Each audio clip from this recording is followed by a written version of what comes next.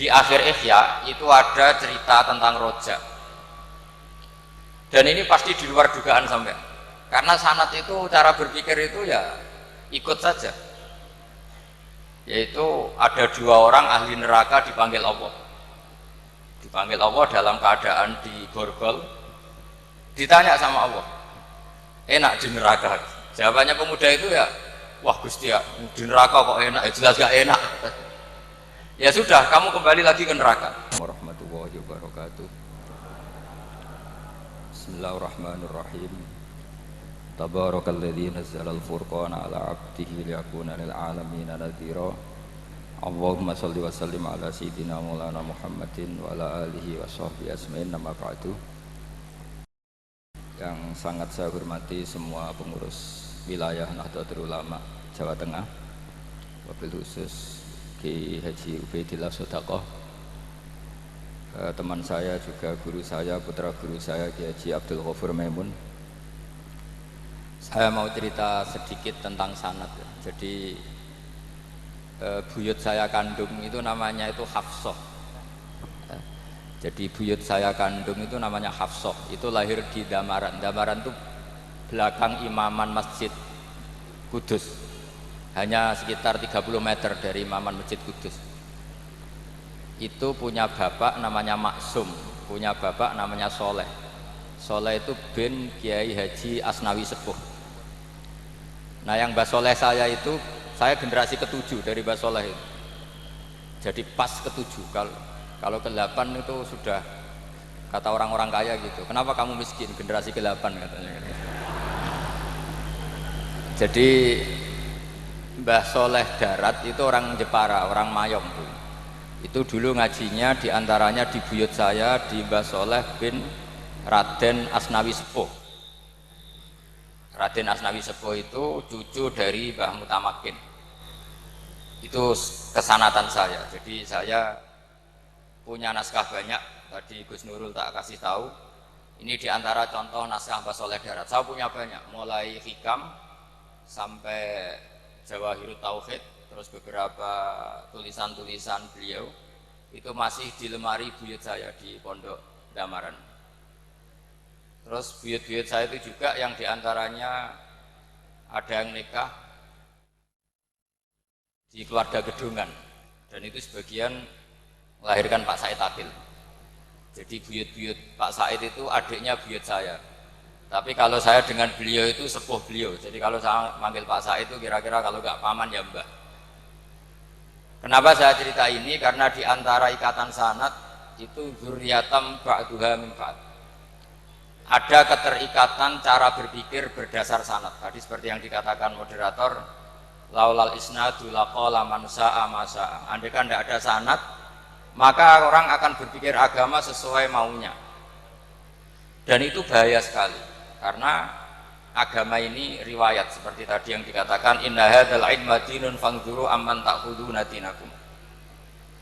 Saya punya sekian contoh cara berpikir sanad dan cara berpikir rasional.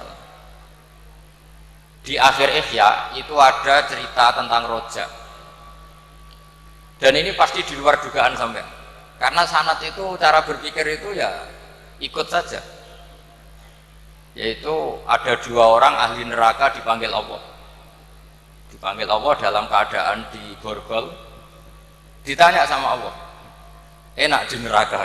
Jawabannya pemuda itu ya, wah Gusti ya, di neraka kok enak? Ya jelas gak enak. Ya sudah, kamu kembali lagi ke neraka. Dugaan kita kan pasti anak ini gak mau, ternyata enggak, dia lari sekenceng-kencengnya menuju neraka, semangatnya Masya Allah. Makanya ini sekaligus ijazah, kalau disuruh masuk neraka yang apa? Semangat. Oh, itu Tuhan akhirnya tanya, loh kamu tak suruh ke neraka kok semangat?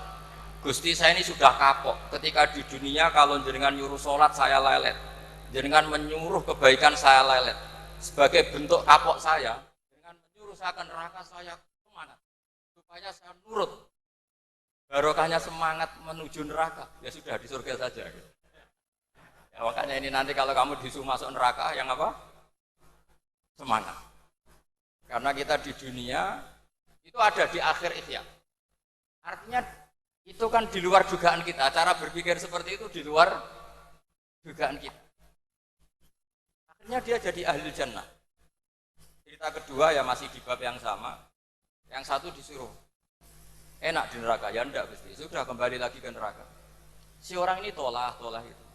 Terus ditanya sama Allah, kenapa tolak? Ya Allah, ketika engkau memanggil kami ke surga, saya tidak pernah ngira kalau akan engkau kembalikan lagi ke neraka. Ya sudah, kamu di surga saya karena husnudzon sama saya. Ini berarti ada dua sanad. Lucunya sama-sama benar, yang semangat ya benar, yang lelet juga benar. Maka kamu punya dua pilihan. Nanti kalau disuruh masuk neraka, bisa semangat, bisa apa? Lelet. Dan semuanya nanti di surga. Artinya begini, sanad itu apa ya? Enggak yang kita duga. Makanya saya mohon siapapun yang mencintai agama ini harus banyak baca. Jangan nuruti emosi, kemudian emosi itu di atas namakan agama. Di Sahih Muslim itu ada cerita, ini termasuk hadis pegangan kan Sahih Bukhari Muslim. Itu ada cerita seorang sujud sama Allah itu kan banget baiknya, sangat baik. Kemudian yang sujud ini diinjek oleh pemuda yang nakal. Diinjek. Ketika diinjek, yang sujud spontan ngomong begini. Fa wallahi la yaghfiru Allahu laka. Demi Allah, Allah tidak akan maafkan kamu. Di luar dugaan, tentu kalau nggak ada sanad, omongan ini normal karena nginjek orang apa? Sujud. Tapi di luar dugaan, Allah mewahyukan ke Nabi di zaman itu, disuruh bilang sama orang yang sujud itu, Allah ngendikan, manggal ladzi yata'alla alayya alla aghfira li fulan, faqad ghafartu lahu wa ahbattu amalah. Siapa yang mencatut nama saya bahwa saya tidak bisa memaafkan orang yang nginjek, Allah tersinggung karena namanya dicatut. Saya ini Tuhan bisa menyiksa dan bisa mengampuni. Kenapa sifat saya jadi satu hanya menyiksa? Sifat ampunan saya di mana? Itu kalau nggak sanad nggak bisa. Saya ulang lagi, Allah itu apa? Zat yang bisa yaghfiru liman yasha wa yu'adzibu may yasha. Tapi orang yang sujud ini hanya mensifati Allah satu, yaitu Allah pasti menyiksa. Dan Allah tersinggung. Bagaimana mungkin saya Tuhan hanya berstatus bisa menyiksa, tidak bisa mengampuni? Akhirnya orang ini disalahkan, malah yang sujud tadi bilang ke orang itu, sujudnya saya hapus pahalanya, dan yang nginjek saya hapus dosanya. Tapi ya bukan berarti terus kamu boleh nginjek orang sujud, ya enggak. Artinya gini loh, saya hanya memperkuat moderator tadi, berpikir agama itu berdasar sanad. Kalau nuruti emosi pasti kita akan setuju Allah tidak ngampuni yang menginjak. Tapi berdasar sanad, berapa orang yang dulu melukai Nabi, bahkan punya niat membunuh Nabi, akhirnya ditobati oleh Allah Subhanahu wa Ta'ala. Siapa yang nggak tahu cerita Surakoh, orang yang niatnya membunuh Nabi, ditobati Allah. Siapa yang nggak tahu cerita Khalid bin Walid, orang yang punya konsep untuk mengalahkan Nabi di perang Uhud, juga akhirnya masuk Islam dan diampuni Allah. Banyak lagi tokoh kafir yang dulu musuhi Nabi akhirnya ditobati oleh Allah. Sehingga ketika Nabi sangat marah ya dengan mereka yang kafir, malah ada ayat turun laisa laka minal amri syai'un aw yatuba alaihim aw yu'adzibahum, bahwa wilayah mengampuni dan memaafkan itu wilayah Allah. Tentu kita secara syariat akan mengatakan yang nginjak itu salah, pasti itu. Kalau yang nginjak itu pasti salah, yang kafir pasti salah. Tapi jangan katakan kalau Allah tidak bisa menobati mereka. Lagi-lagi yang bisa mengertikan itu apa? Sanad. Kita ngaji di bab itu bahwa ada orang diinjak, ternyata Allah ketika yang sujud mengatakan wallahi la yaghfiru Allahu laka, demi Allah, Allah tidak akan maafkan kamu. Loh, mensifati Allah dengan satu sifat la yaghfiru itu Allah tersinggung. Karena Allah bisa yaghfir. Makanya ini penting sekali saya utarakan supaya kita ini bicara itu sesuai sanad. Karena andai kan tidak sanad, agama ini di logika, kemudian logika orang itu berbeda-beda. Maka kayak apa kacaunya agama ini? Terus yang ketiga, saya beri sekian contoh. Ini saya bawa kitab hikam yang diterjemah oleh Mbah Soleh Darat. Saya dulu pernah ngaji hikam sama banyak Gus Zofur. Cara berpikir Abul Hasan Asyadzili misalnya, umumnya orang itu kan kalau amal itu ingin diterima ya, kalau sujud ingin diterima Allah, kalau sholat ingin diterima Allah. Dan kalau sangat ingin itu biasanya terus berlebihan. Saking berlebihannya terus nangis minta amalnya diterima. Gitu. Tapi efek negatifnya gini, jangan-jangan nggak diterima. Lalu kalau nggak diterima gunanya apa? Ini buruk sekali kalau mulai tanya sujud saya jangan-jangan nggak diterima. Kalau nggak diterima gunanya apa? Itu menurut Abul Hasan Asyadzili itu pertanyaan dari setan. Bagaimana mungkin kita pernah menyesal atau menyesali sujud yang pernah kita lakukan untuk Allah Subhanahu wa taala. Wong dadi kawulane Allah, wis dikai bumi, dikai oksigen, dikai rezeki, tahu sujud, bareng dikasih tahu Jibril, sujud kamu gak diterima. Wah, getun aku sujud be Allah. Masa sujud sama Allah getun. Maka kata Abul Hasan Asyadzili begini, kafa bika jazaan an radiyaka laka ahlan. Cukup sebagai balasan dari Allah yang luar biasa, kamu ditakdir sujud. Woi, keren. Coba kalau kamu nanti ketemu Allah, ada orang yang sama sekali di bumi gak pernah sujud.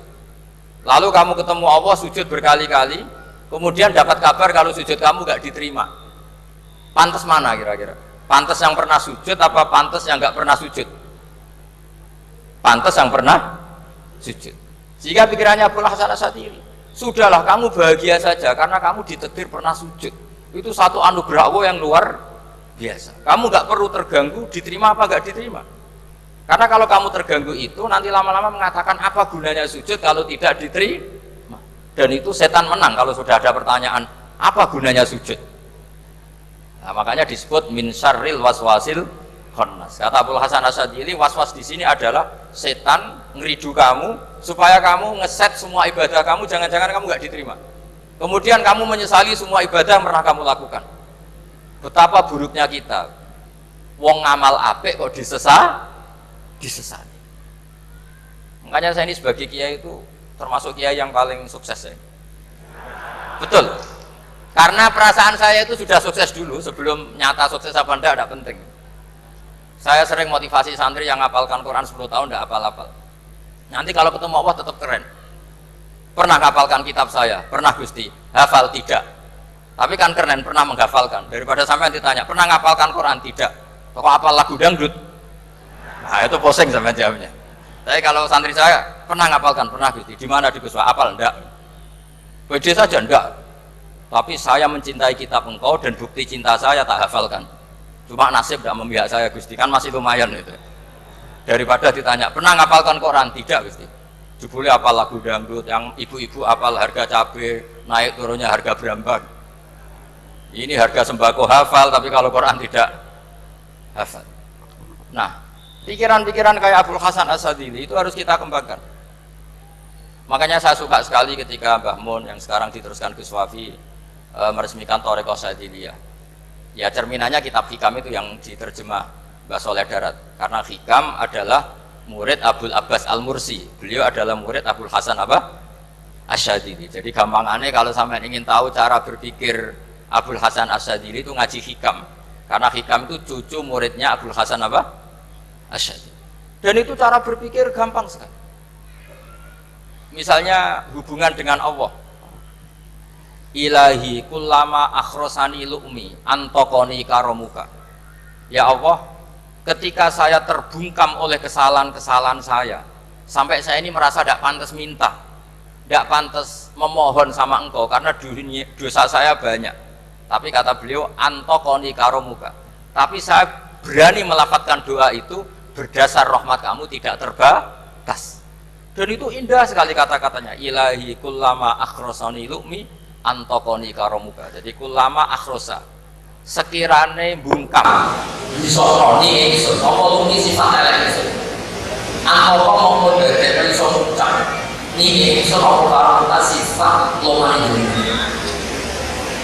Dan itu dipraktekkan semua ulama.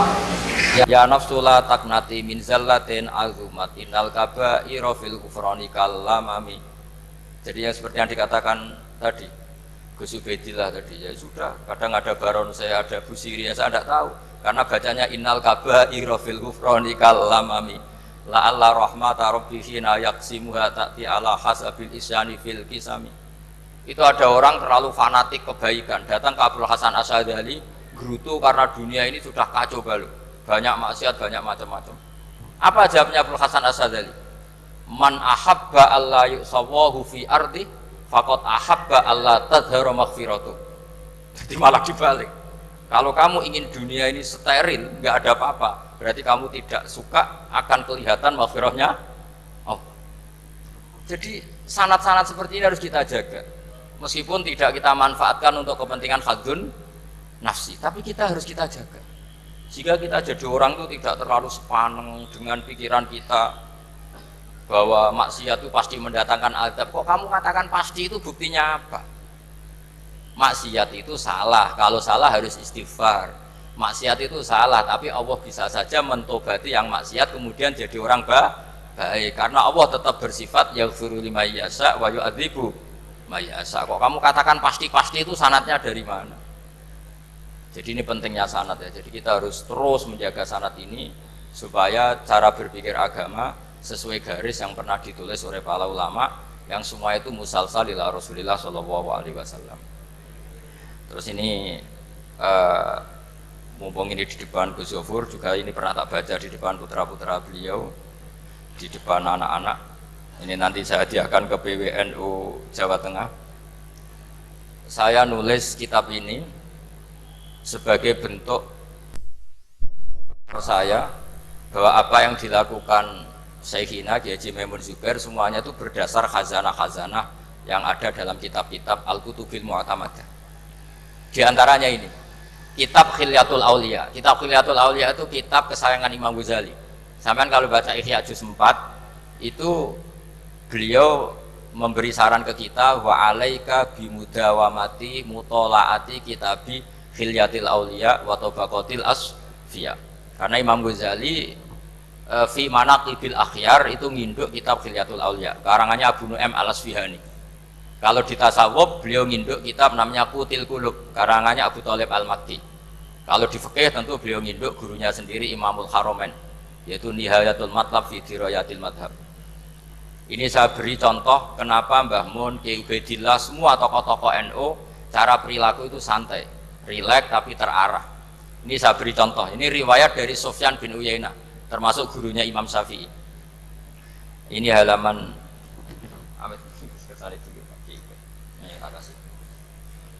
yang pengurusan halaman 24. Ya, ini di halaman 24 saya terangkan. An Sufyan bin Uyainah kana Isa wa Yahya alaihi wassalam ya'tiyanil qaryata fayas'alu Isa an syirari ahliha wa yas'alu Yahya an khiyari ahliha. Faqala lahu Yahya lima tanzilu ala syirarin nas, qala innama ana tabibun udawil mardo. Ini di juz 7 halaman 323. Jadi mulai dulu ulama itu ada yang fokus ngelola orang-orang soleh, tapi ada juga yang mendokteri orang-orang yang macam-macam. Nabi Isa itu kalau di satu daerah tanya, di sini yang orang nakal-nakal di mana? Oh di situ. Terus beliau ke situ. Ditanya Nabi Yahya, kenapa ke situ? Saya ini nabi. Nabi itu biman zilatit tabib. Saya ini ibarat dokter. Tentu dokter itu yang menyembuhkan orang-orang yang sakit. Jika kiai-kiai kita tuh ya kancanan orang soleh ya mau, bina orang fasik ya mau. Lah yang nggak boleh itu yang potensi katut fasik, itu nggak boleh. Jadi apa ya, supaya kita itu melihat sesuatu itu tidak seudon, kiai kok berteman orang fasik. Saya berkali-kali bilang berteman orang fasik itu haram. Tapi kalau dibalik pertanyaannya, membina orang fasik hukumnya gimana? Baik, bisa membina kalau berteman, ya sudah dibolak-balik gitu. Tapi kalau dibalik berteman orang fasik menjadi fasik, ya jangan berteman kalau buatnya masih seperti itu. Ya terus saya teruskan ya. Sayyidina Umar itu terkenal orang yang sangat keras. Sayyidina Abu Bakar terkenal orang yang layyinal janib, orang yang sangat santun, sangat sopan. Tapi anehnya ketika Abu Bakar mau wafat, itu khilafah atau khalifah itu diwasiatkan supaya yang mimpin itu Umar. Padahal orangnya sangat keras. Tapi yang jarang diketahui publik adalah ngiranya Umar keras itu wataknya. Ternyata enggak. Di sini diterangkan Umar wataknya itu sebetulnya bisa memilih keras atau halus. Ini saya baca ya di halaman 25. Beliau ditanya oleh Abdurrahman bin Auf, Terus beliau menjawab, ya Abdurrahman, wallahi laqad lintu linnasi hatta khasyitu wa fil lain.